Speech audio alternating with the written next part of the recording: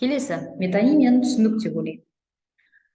Яғни қарапайым сөзді бейнелі сөзбен алмастыру дедік.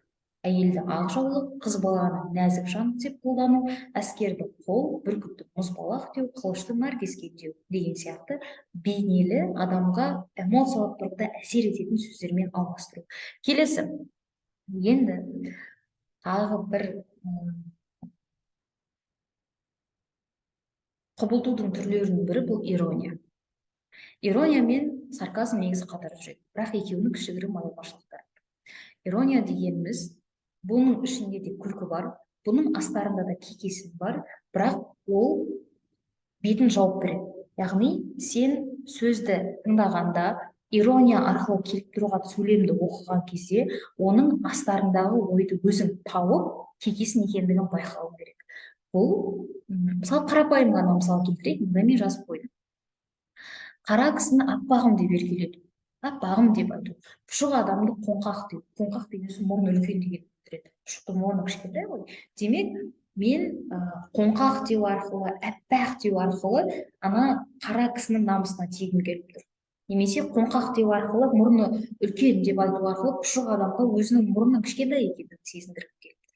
Деген сияқты. Бұл ирония, яғни келемеж, келекеге айналдыру, астарында басқа бір келекеге айналдырғысы келіп тұрған ойдың тұруы. Түсінікті деп ойлаймын. Тағы да қайталап айтамын. Сөзді басқаша мағынада қолдану, бір қарағанда оны мақтап тұрған сияқты, оны бір жақсы мақсатта қолданып тұрған сияқты, бірақ сен ойланып астарына үңілетін болсаң, ол күлкіге, келекеге айналдырып тұрғандығын байқайсың. Келесі. Антитеза. Антитеза. Көп оқушылар естіген кезде бұны да қиын көркеуіш құралдарының қатарында қарастырады. Антитезаны қазақшасы шендестіру. Түсініп алатын болсақ, бұны да ешқандай қиын жоқ. Антитеза дегеніміз, яғни шендестіру деген сөздің мағынасы бір-біріне қарама-қарсы қою деген мағына. Шендестіру деген бір затты былай бір-біріне қарама-қарсы қою. Яғни мүлде бір-біріне қарама-қарсы ұғымдарды аламыз да, образдарды аламыз да, салыстыру арқылы жаңа бір затты немесе ойды әкеліп көрсетеміз. Мысалы, ер тарғын жырында Ақжүніс өзін суреттеген кезде, бейнесін танытқысы келген кезде мынадай сөздер айтады. Қара жерге қар жауар, қарды көрде етім көр, қар үстіне қан тамар, қанды көрде бетім көр дейді. Яғни қараңдар, қара жер, елестетіңдер, қара жерге қар жауды дейді. Қара жерге қар жауған уақытта, қар тимей қалған жерлер қап-қара болып көрініп жатады. Қар жауған кезде жердің беті аппақ, бірақ жаңағы ақ жерлер, яғни қар тимей қалған жерлер екеуінің айырмашылығы бірдей білінеді.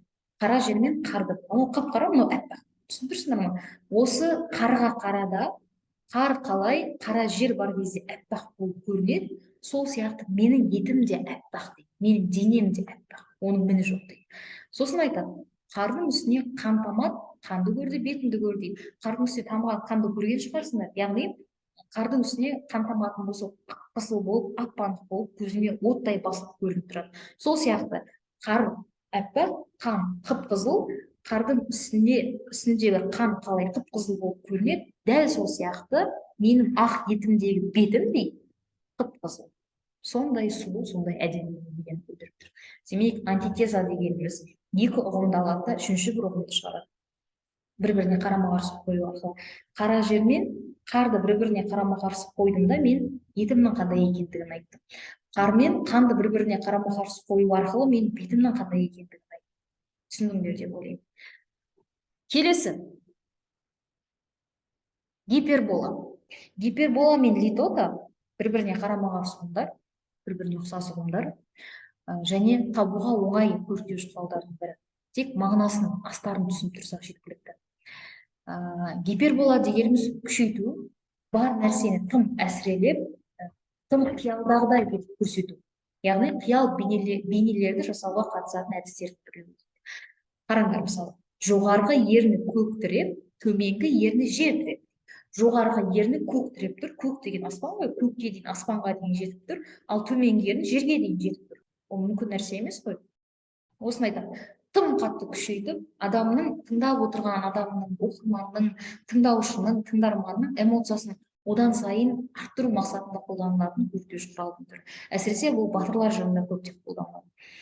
Мысалы айтады, Қобыландының тайбурылы айшылық алыс жерлерді бір-ақ күнде өтіп жетті дейді. Немесе айшылық жолды 6 аттады дейді. Демек, тайбурыл 6 рет аттаған кезінде, 6 рет жүрген кезінде 6 айшылық жолды жүріп тастады дейді. Бұл тым әсірелеу ғой. Шын мәнінде, Қобыландының тайбурыл деген бар жүйрік болуы мүмкін, бірақ 6 айшылық жолды 6 аттайды емес. Себебі Қобыланды өмірде болған. Немесе айтады, Қобыландының 40 құлаш қылышы бар екен дейді. Құлаш деген 1 метрді білдіреді, яғни қолыңды жайған кезде мынау құлаш болып есептеледі. Сол Қобыландының 40 құлаш қылышы бар екен. Демек, 40 метр қылышы бар екен. Қобыланды өмірде болған адам. Демек, оның 40 метр қылышты ұстауы мүмкін нәрсе емес. Бұл тағы да кешіріңіз ағайын, сабақ отырады. Дауысын естіп отырмын. Қазір 1 минут.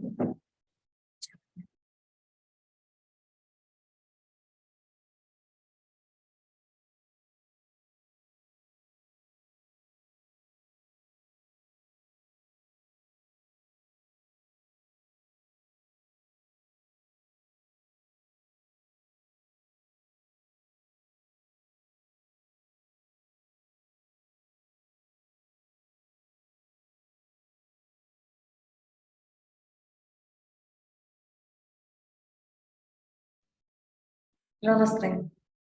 Сонымен гипербола дегеніміз тым әсірелеп, тым күшейту екен. Тыңдап отырған мені, оқырманды, вау, сондай болу екен, не болмаса адамның қиялын одан сайын арттыру мақсатында қолданылатын өртеуіш құралдың түрі болып саналады.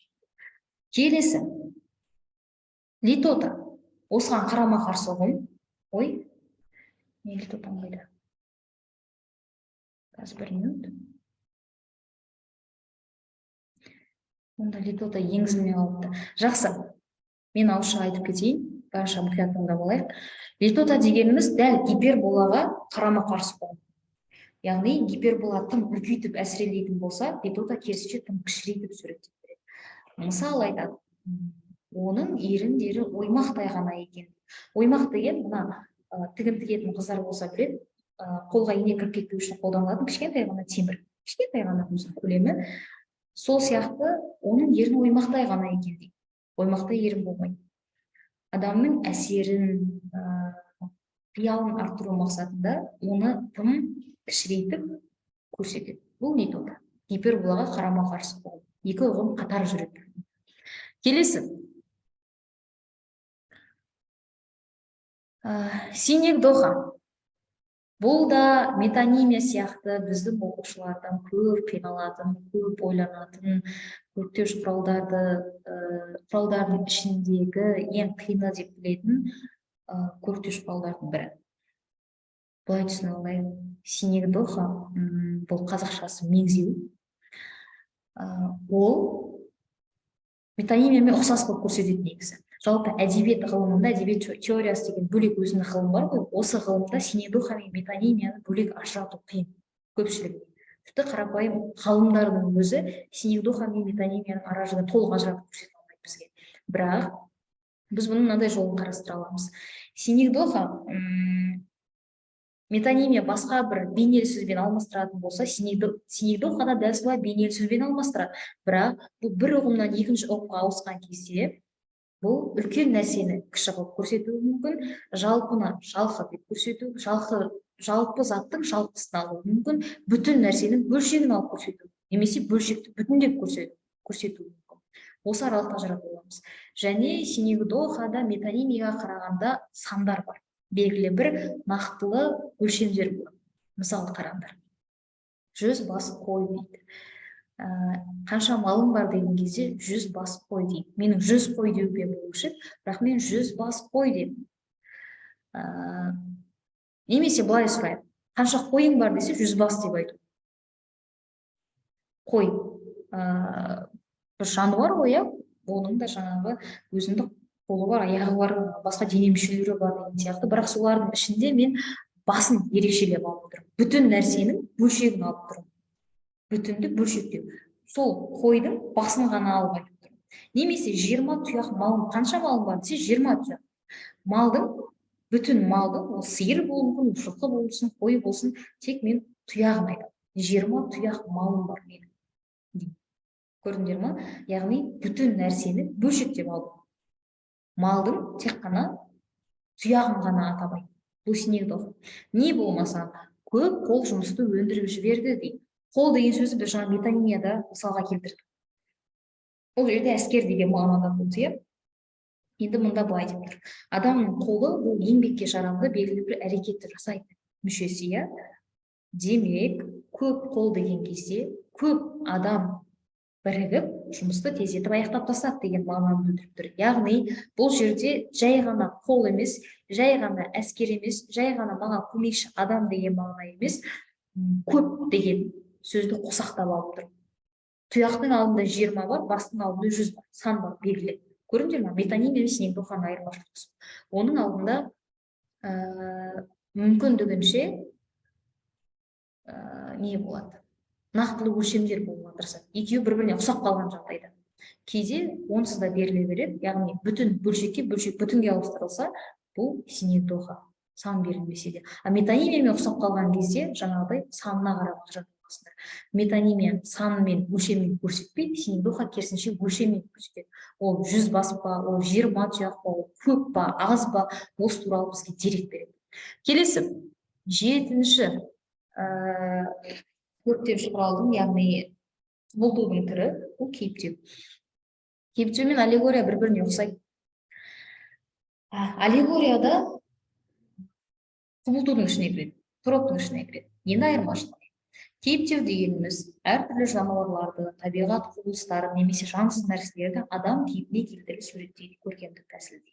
Яғни мен жаны жоқ нәрсені жаны бар сияқты бейнелеп көрсетемін.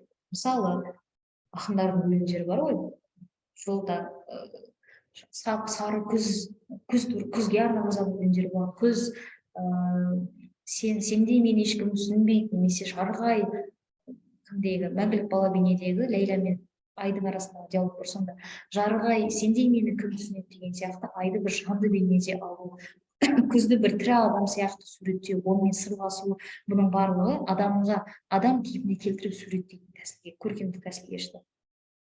Немесе жапыраққа жан бітіру, жапырақты сөйлетіп қою, тасты жүргізіп қою деген сияқты жансыз нәрселерге жан бітіру, оны сөйлету, оны жүргізу, оны қимылдату, бұл кейіптеу. Мысалы, мына мысалы қараңдар. Қыс деген Абай Құнанбаевтың өлеңі бар, бәріміз білетін. Ақ киімді денелі, ақсақалды, соқыр, мылқау, танымас тірі жатты. Үсті басы ақ қырау, түсі суық дейді, басқан жері сықырлап келіп қалды. Бұл жерде бұл қыс деген өлең, яғни Абай бізге қысты суреттеп беріп тұр, және тірі адам сияқты суреттеп беріп тұр. Адам кейпіне келтіріп суреттеп тұр.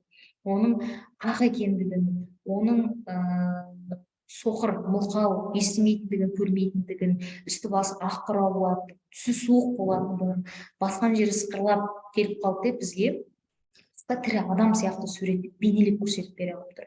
Бұл кейіптеу болады екен. Келесі, аллегория. Аллегория кейіптеуге ұқсайды, бірақ кейіптеу тірі адам сияқты суреттейтін болса, аллегория бұл жануарлардың бойына, адамның бойында болатын мінез-құлықтарды салып. Әсіресе бұл мысал деп аталатын жанрда ерекше қолданылады. Мысал жанры, оның мақсаты мынау, адамдарға сол мысал арқылы, соны көрсету арқылы олардың бір жақсы ісін көрсету, немесе жаман ісін табу, бірақ ішінде жан-жануарларды қолданады. Мысалы, адамның орнына қасқырды қойып қояды. Ашушаң адамның орнына, бір қатыгез адамның орнына қасқырды ойлатады. Немесе қорқақ адамның мінез-құлқын көрсетеді де, оған қоянды қояды деген сияқты. Бұл аллегория тәсілі. Біз әдетте қоянды қорқақ бейнеде аламыз, мысалдарды, түлкіні қу қылып аламыз, қасқырды қатыгез қылып аламыз, аюды ебедейсіз қылып аламыз, аңқау қылып аламыз. Бұлардың барлығы аллегория болады. Яғни аллегория жан-жануарларға адамның бойында болатын мінез-құлықты тану болатын болса, кейіптеу бұл да жан-жануарларға қатысы бар, бірақ көбірек табиғат құбылыстарына жан. тірі адам сияқты суреттеу. Онымен сыйласасың, не болмаса бір әрекетті келтіресің. Бұл кейіптеу, аллегория шаршау. Сонымен бүгінгі біз қарастыруымыз керек көріктеуіш құралдар түрлерін түгел қарап болдық. Жалпы көріктеуіш құралдың 3 түрі бар дедік. Бұл біріншісі ажарлау, екіншісі құбылту, үшіншісі айшықтау. Біз бүгін ажарлау мен құбылтуды толық қарастырып шықтық. Енді қазір мен сендерге қалай табуға болатындығын, көріктеуіш құралдарды тез әрі тиімді жолмен қалай табуымызға болады. Осы турасында сендерге біраз кеңестер айтатын боламын, және өзім мысалдарды көрсетіп отырып талдаймын бірінші. Содан соң үй тапсырмасына біраз мысалдар жіберемін. Сендер өздерің сол үй тапсырмасындағы берілген сөйлемдерден көріктеуіш құралдарды табасыңдар. Түсінікті деп ойлаймын. Сұрақтарың болып жатқан болса, міндетті түрде чатқа жазып отырыңдар. Кеттік. Көріктеуіш құралдардың тәсбірмен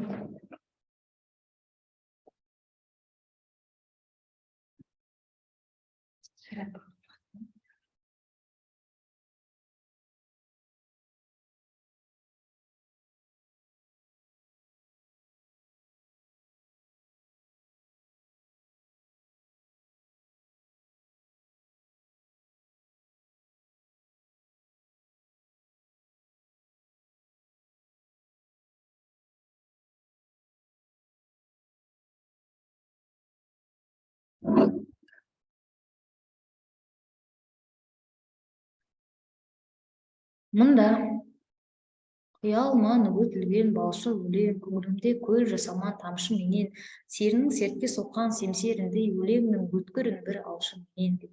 Ол Қасым Аманжоловтың өлеңі.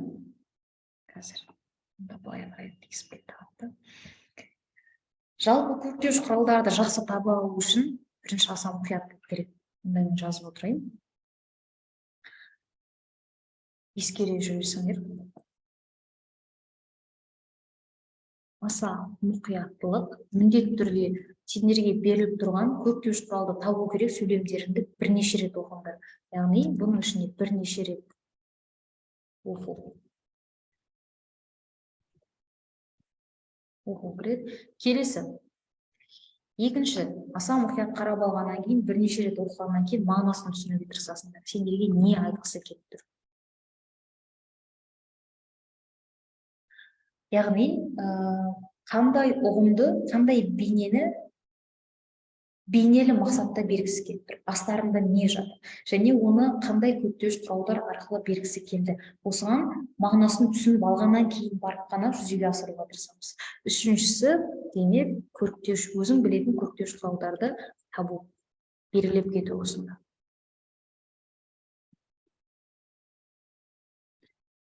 Өзім көре алып тұрғаным. Сосын тағы да дем қойып, қайта оқып,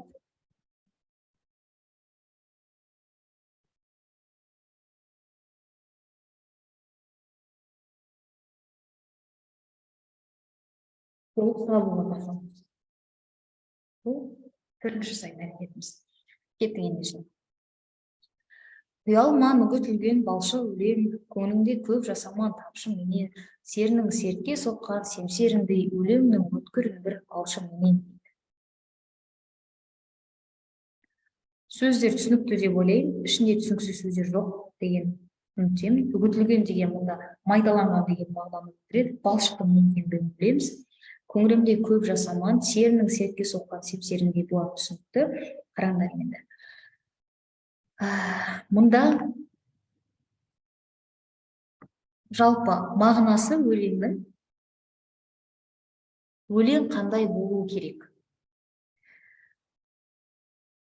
Өлең дейді, серінің сертке соққан семсеріндей мықты болу керек, өткір болу керек деген мағына сөйлем. Жалпы шумақ. Енді мен тауып тұрған көріктеуіш құрал бұның ішіндегі бұл бірінші балшық өлең, яғни бұл эпитет.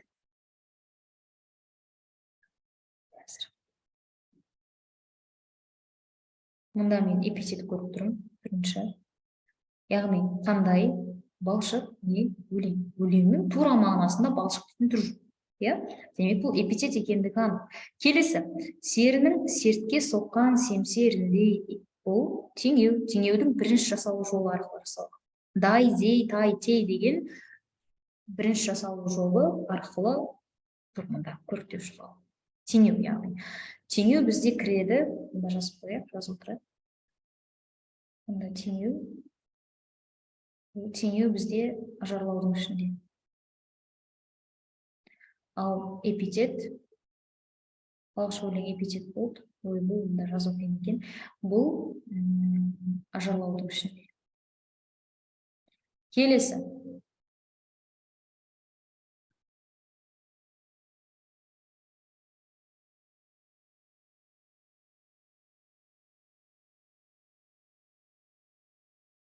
Ұшады босша торғай күде нықтап, басайын аяғымды нықтап. Көтерілмей қалды кәсіп.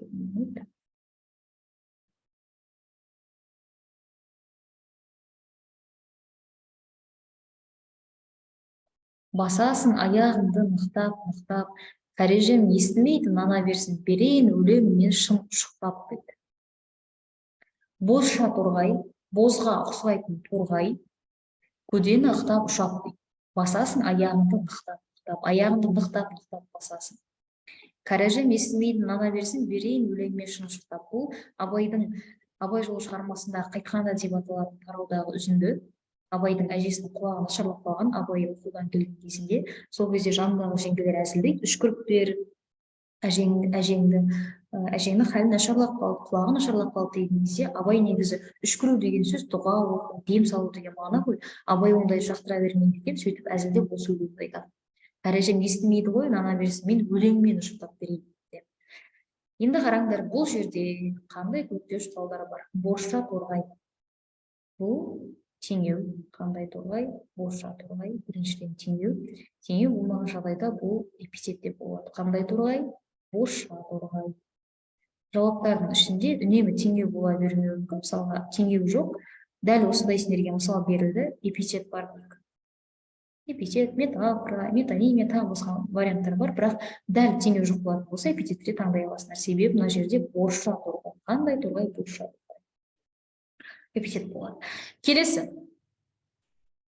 Үйден алып шығу болсын, бәрінде бұл үшеуі қалай жетелесе, Абай балаша не бір ауру жанша үн қатпай ере береді.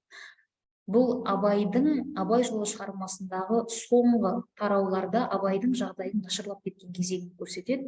Яғни інісі қайтыс болады, Оспан артынан Әбдірахман қайтыс болады, сосын Мағауия, одан кейін Базаралы, Ербол, тағы да басқа бүкіл жақындарынан айырылған кезде Абай қатты күйзеліске түсіп кетеді. Сол кезде Абайдың қасында әйгерім, өзінің әйелі Дәрмен досы және Баймағамбет деген достары қалады. Осы үшеуі туралы айтып тұр. Абай күйзеліске түсіп кеткеннен кейін ас су ішуден қалады да, бала сияқты әрекет жасайтын болады. Бала сияқты олар тамақ әкелсе ғана ішеді, әйтпесе іздемейді. Немесе үйден алып шығару керек дейтін болса ғана олармен еріп жүреді, а басқа жағдайда өз еркімен бұл нәрселер жасамайды. Сол кезде суреттеп тұр. Мұнда қандай көріктеуіш құрал? Балаша. Теңеудің екінші жасалу жолы. Ши. Бала сияқты деген мағына тұр. Түсінікті ойлаймын. Келесі.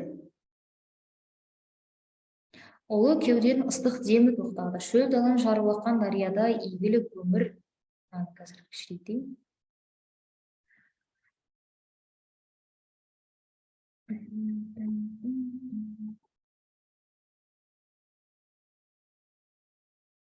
Игілік өмір үзілді дейді. Сонау бір шақта тасты тақыр жылтыр биік басына жалғыз шыққан зәулім өскен алып шынар құлады. Бұл Абайдың қайтыс болған уақытын суреттеп тұр. Бұл үзіндіде. Енді қараңдар, бұл жерде қандай көріктеуіш құралдар бар. Шөл даланы жарып аққан ұлы кеуден ыстық демі тоқтады дейді. Ұлы кеуде. Қандай кеуде? Ұлы кеуде. Кеуде деген адам денесі ғой.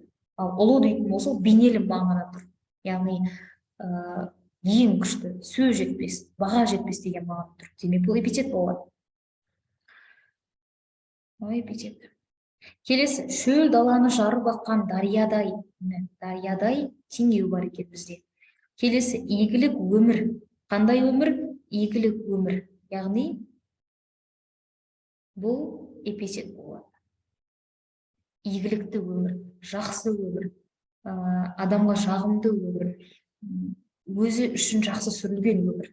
Бұны осы игілік өмір деп айтамыз. Бұл эпитет болады. Келесі, сонау бір шақта тасыдағы жалтыр биік басына жалғыз шыққан зәулім өскен алып шынар құлады дейді. Алып шынар.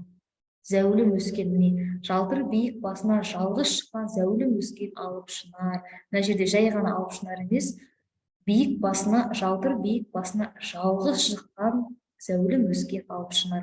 Абайдың өмірін суреттеп тұр ғой мұнда.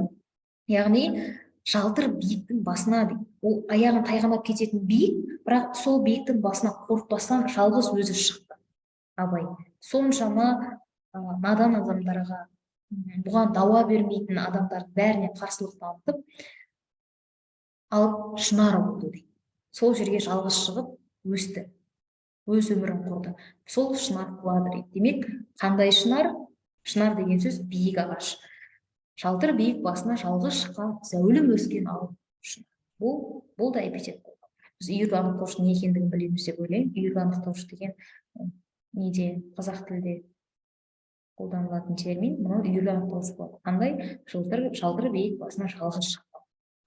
Қандай ағаш? Зәулім өскен алып шынар. Келесі.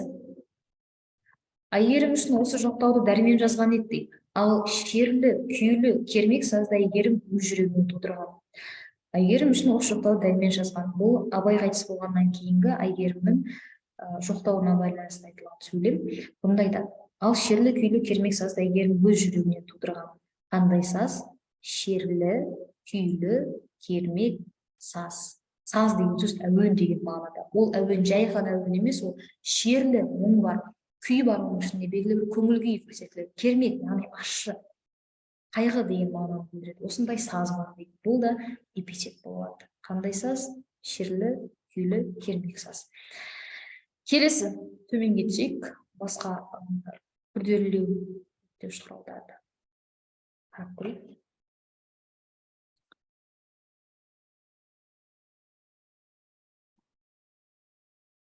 Мұнда міне метафора тұр. Ерге жара түйін. Ешқандай түйін сияқты, түйінде деген сөз жоқ. Ерге жара түйін.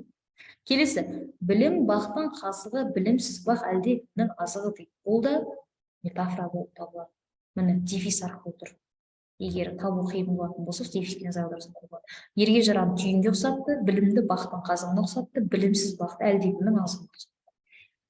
Келесі, ала өкпенің қолы тиді деп естіп келдік дейді. Мынаған назар аударыңдар енді. Қол дегенді біз жаңа қарастырдық, иә? Қол деген әскер деген мағынада дейді. Дәл осы жерде бірақ қол тура мағынасында тұр. Ала өкпенің қолы. Ал ала өкпе деген сөзге назар аударайық. Ала өкпе деген аурудың түрі, малда ғана болатын. Демек, ала өкпенің қолы тиді дейтін болсақ, жаман адамның, ауру, бір надандау адамның бір қолы тиді, яғни ұрды деген мағынаны береді. Демек, бұл жаман адамды ала өкпе деп алатын болса, надан адамды ала өкпе деп алып тұрған болса, бейнелі сөзбен алмастырып тұрмыз. Демек, бұл метонимия болады. Метонимия, ала өкпенің деген сөз. Келесі, қалғандарын қарастыра аласыңдар. Сезім, жыр, лебізім, күй бар метафора, мыналар табу оңай. Тек өмір деген ит жаңсақ бастырмас екен. Қандай ит? Өмір деген ит. Ит тура мағынасында өмір деген ит бар ма? Жоқ. Демек, бұл не болады? Эпитет болады. Қандай? Өмір деген ит. Келесі. Шапанға біткен жапырақ. Бұл да сол. Табуға оңай көптеуші құралдардың түрі. Бұл да үйге беріледі. Келесі алғысын ары қарай талдаймыз.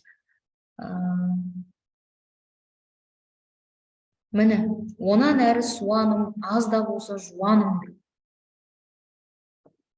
Менің жуаным, менің аз да болса жуаным. Яғни, аз да болса қолдан көп іс келетін ру деген мағынаны білдіріп тұр мына жерде. Суанды айтып тұрмыз, ол тармақтың алдында. Демек, бұл менің жуаным. яғни тәуелдік жалғау арқылы келіп тұрғандықтан бұл не болады? Метафора болады. Міне көк бөрісі даланың дейді. Айтпақшы, метафораның тағы бір жасалу жолдарының бірі бұл ілік септігі арқылы. Ілік септігі арқылы матасу деген бізде сөз тіркесі бар ғой, сөз тіркесінің байланысу тәсілдерінің бірі дәл сол сияқты. Даланың көк бөрісі. Бұнда қыпшақты даланың көк бөрісіне теңеп балап көрсетіп тұр. Бұл метафора. Бұл метафораның төртінші жасалу жолы деп қарастырсаңдар болады. Ілік септігі арқылы. Даланың көк бөрісі. Ненің көк бөрісі? Даланың көк бөрісі. Немесе тәуелді жалғаудың үшінші жағы. Оның көк бөрісі. Келесі, мыналар табу оңай. Міне атасының қолында ерке өскен қыз. Осыған ойланып қалулары мүмкін. Атасының қолында ерке өскен қыз. Қандай қыз? Атасының қолында ерке өскен қыз. Бір қараған кезде билетке ұқсап көреді. Бірақ мағынасына назар аударыңдар. Атасының қолында, тура мағынасында бала атасының қолында өсе ала ма? Жоқ, иә. Демек, атасының қолында деген сөз, атасының қамқорлығында деген мағына. Одан бөлек, неге атасының қасында, немесе атасының үйінде деп айтпасқа. Атасының қолында, атасының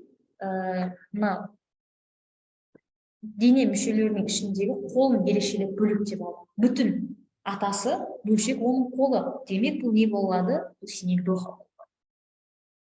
Бүтін затты, оның атасын мен бөлшектедім. Мен оның қолын айтып тұрмын ерекшелеп. Атасының өзін емес, атасының қолын деп тұрмын. Демек, оның атасының қамқорлығында екендігін білдіреді, және бұл синек доха болады. Бүтінді бөлшектеп тастап тұрғандығымызда. Түсінікті деп ойлаймын. Келесі, өлекпеп жүрген кезде Найманның қолы тағы тиді. Найманның қолы. Қол деген сөз бұл жерде әскер деген мағына тұр. Демек, бұл не болады? Бұл метонимия. Найманның әскері, Найманның қолы тағы тиіп кетті. Тағы тиді деген сөз бұл жерде жаңа Алаөкпенің қолы тиді деген бізде мысал болды ғой. Одан айырмашылығы бар. Алаөкпенің қолы тиді деген кезде шын мәнінде оның қолмен ұрды деген мағынаны білдіреді. Яғни екеуінің арасында бір жаға жатыс болды деген мағынаны білдіреді. Ал Найманның қолы тиді деген кезінде Найманның әскерлері келіп шауып кетті. Әскерлері келіп, оларға бір әлімжеттік жасады деген мағынаны білдіріп тұр. Сондықтан бұл қол әскер деген мағынада тұрғандықтан метонимия болады. Келесі соңғы, қара мұрттың тартынар түрі жоқ дейді. Қараңдар. Қара мұрт. Адамның, қара мұрт деген адам ғой, мұнда мен айтқым келіп тұрған. Сол қара мұрттың ерекшелеп мен мұртын алып тұрмын. Бүтін затты, мен бүтін адам болсам, мен мұртын ғана алып тұрмын. Бұл не болады? Синек доха болады. Бүтін затты бөлшектеп бір бөлігін ғана айтқандым. Жаңа атасының қолын айтып мысалы, енді қара мұрттың мұртын айтып. Түсінікті ме? Көп жауапты да келе қалатын болса, қара мұрт синек доха болады. Бүтін нәрсені бөлшектеп тастап тұрғандығымыздан. Ал екіншіден бұл ирония болады. Әзілдеп тұрмын ғой мен.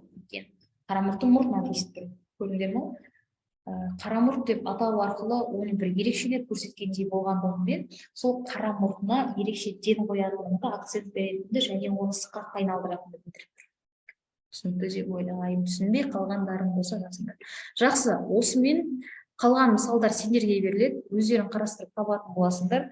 Оны телеграм каналға қазір салам, үй жұмысы ретінде. Сол каналда сол мына документ салынған тұсқа комментариймен біз өзіміздің үй жұмыстарымызды салып отырамыз. Мен тексеріп бағаларын беріп отырамын. Ең үздік жұмысты сол телеграм каналда хабарлап отыратын болады. Түсінікті деп ойлаймын. Сұрақтарым болатын болса қойыңдар. Қазір, ал енді бәрі түсінікті болған болатын болса, айтыңдар, немесе мына жаққа плюс қойсаңдар болады.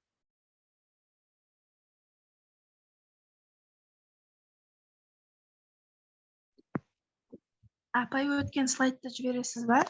Міндетті түрде жіберем, иә, салынады. Телеграм каналда тұрады. Бүгінгі өтілген сабақ қазір ютубқа саламын да, сендерге сілтемесін жіберіп қоямын. Ол сендерге ғана доступты болады. Ол видеолар. Одан бөлек осы материалдар жіберіледі. яғни жаңағы слайдты жіберем, сосын дәл осы үй тапсырмасына берем деп отырған документті жіберем. Мына документ сіздердің үй тапсырмаларың, ал жаңағы слайд бұл сендерге көмекші құрал болады. Бәрі түсінікті болса, сұрағымыз жоқ болатын болса, ал Дәптерлеріңізге жазамыз ғой да, 36 бетке осыны жазамыз ба, өткенде айтамыз ғой. бетке осыны жазамыз, және ары қарайда біз алда шығармалармен жұмыс жасаймыз ғой, бұйырса Абай жолын оқимыз, Бесатарды оқимыз.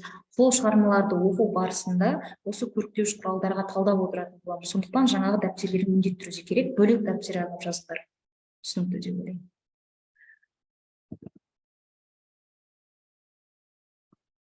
Сұрағымыз жоқ па?